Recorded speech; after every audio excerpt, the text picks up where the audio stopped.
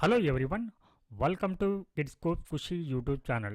Today we will discuss a very important topic called ಅಲ್ಪಸಂಖ್ಯಾತರ ಹಕ್ಕುಗಳ ದಿನ ಅಥವಾ ಮೈನಾರಿಟಿ ರೈಟ್ಸ್ ಡೇ ಬಗ್ಗೆ ನಾವು ಇವತ್ತು ಚರ್ಚೆನ ಮಾಡಲಿದ್ದೇವೆ. ಹಾಗಿದ್ರೆ ಅಲ್ಪಸಂಖ್ಯಾತರು ಅಂತ ಹೇಳಿ ಯಾರಿಗೆ ಕರೆಯಲಾಗುತ್ತೆ ಅನ್ನೋಂಥದ್ದು ನೋಡೋಣ. ಇದರ ಡೆಫಿನಿಷನ್ ಏನು, ಇದರ ಅರ್ಥ ಏನು ಅನ್ನೋಂಥದ್ದನ್ನು ನೋಡೋಣ.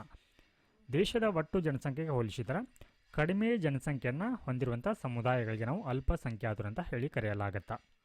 ಹಾಗಿದ್ರೆ ಈ ಒಂದು ದಿನದ ಒಂದು ಹಿನ್ನೆಲೆಯನ್ನು ನೋಡೋಣ. ಮೈನಾರಿಟಿ ರೈಟ್ಸ್ ಡೇಯ ಒಂದು ಹಿನ್ನೆಲೆಯನ್ನು ನೋಡೋಣ. ಪ್ರತಿ ವರ್ಷ ಡಿಸೆಂಬರ್ 18ರಂದು ಅಲ್ಪಸಂಖ್ಯಾತರ ಹಕ್ಕುಗಳ ದಿನವನ್ನು ಭಾರತದಲ್ಲಿ ಸೆಲೆಬ್ರೇಟ್ ಮಾಡಲಾಗತ್ತೆ. ಈ ಒಂದು ದಿನದ ಆರಂಭ ಯಾವಾಗ ಆಗತ್ತೆ ಅಂತಂದ್ರೆ ವಿಶ್ವಸಂಸ್ಥೆ ಈ ಒಂದು ದಿನವನ್ನು ಅಂದರೆ 18 ಡಿಸೆಂಬರ್ 1997ರಂದು ಏನು ಮಾಡುತ್ತೆ, ಈ ರೀತಿಯ ಒಂದು ದಿನವನ್ನು ಆಚರಣೆಯನ್ನು ಮಾಡಲಾಗತ್ತೆ.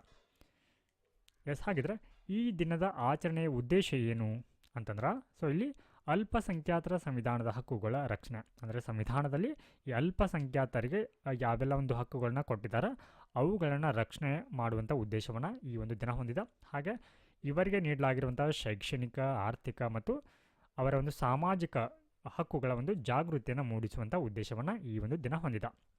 ಹಾಗೆ ಅವರಿಗೆ ಸಮಾನತೆ ಮತ್ತು ಅವರನ್ನು ಒಳಗೊಳ್ಳುವಿಕೆಯ ಉತ್ತೇಜನವನ್ನು ನೀಡಲಿಕ್ಕೆ, ಹಾಗೆ ವೈವಿಧ್ಯತೆಯಲ್ಲಿ ಏಕತೆ ಅಂದರೆ ಯೂನಿಟ್ ಇನ್ ಡೈವರ್ಸಿಟಿಯನ್ನು ಪ್ರಮೋಟ್ ಮಾಡಲಿಕ್ಕೆ ಈ ಒಂದು ದಿನವನ್ನು ಆಚರಣೆಯನ್ನು ಮಾಡಲಾಗತ್ತೆ. ನಮ್ಮ ಸಂವಿಧಾನದಲ್ಲಿ ಅಲ್ಪಸಂಖ್ಯಾತರನ್ನು ಇಲ್ಲಿ ಮೈನಾರಿಟಿ ಅನ್ನುವಂಥ ಪದಕ್ಕೆ ಸ್ಪಷ್ಟವಾಗಿ ವ್ಯಾಖ್ಯಾನವನ್ನು ನೀಡಿಲ್ಲ. ಅಂದರೆ ಮೈನಾರಿಟಿ ಅಂತಂದರೆ ಯಾರಿಗೆ ನಾವು ಕರೆಯಬೇಕು ಅನ್ನುವಂಥದ್ದಕ್ಕೆ ಸ್ಪಷ್ಟವಾಗಿ ಡೆಫಿನಿಷನ್ನ ಹೇಳಿಲ್ಲ. ಆದರೆ ಸಂವಿಧಾನದಲ್ಲಿ ಈ ಅಲ್ಪಸಂಖ್ಯಾತರ ಕುರಿತು ಏನು ಮಾಡಿದೆ ಅಂತಂದರೆ ಕೆಲವೊಂದಿಷ್ಟು ಹಕ್ಕುಗಳನ್ನ ನೀಡಿದ.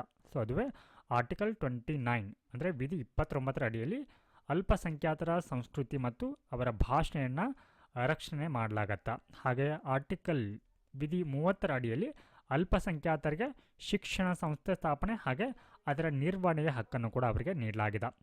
ಹಾಗೆ ಇದರೊಟ್ಟಿಗೆ ಆರ್ಟಿಕಲ್ 14 ಅಡಿಯಲ್ಲಿ ಕಾನೂನಿನ ಮುಂದೆ ಎಲ್ಲರೂ ಸಮಾನರು ಅನ್ನುವಂಥದ್ದನ್ನು ಹೇಳಲಾಗಿದೆ.